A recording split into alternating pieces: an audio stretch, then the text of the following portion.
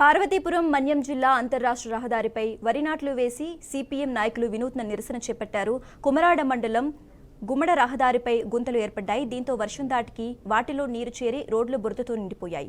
ఈ క్రమంలో భారీ గుంతల కారణంగా వాహనదారులు తీవ్ర ఇబ్బందులు ఎదుర్కొంటున్నారని, వాహనాలు గుంతల్లో ఇరుక్కుపోతున్నాయని వాపోతున్నారు. దీనిపై అధికారులు వెంటనే స్పందించి చర్యలు తీసుకోవాలని కోరుతున్నారు.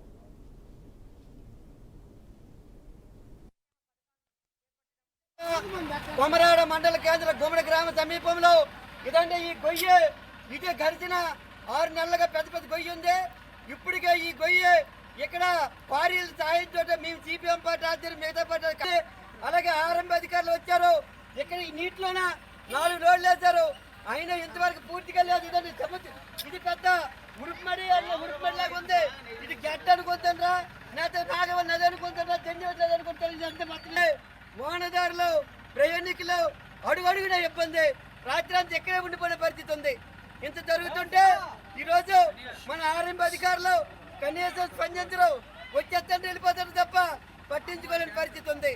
అందుకనే మేము అనేక విధాలుగా ఆందోళన చేస్తే కొత్తగా వచ్చిన నారా చంద్రబాబు నాయుడు ముఖ్యమంత్రి గారు రోడ్ల మరమ్మతి పాటల కోసం ఇన్ని కోట్లు విడుదల చేసామన్నారు. అలాగే మన జిల్లా కలెక్టర్ గారు 5 రోజుల క్రితం 414 కోట్లు మన మరమ్మతుల కోసం విడుదల చేసామన్నారు. ఆ డబ్బులు ఎక్కడ ఉన్నాయి?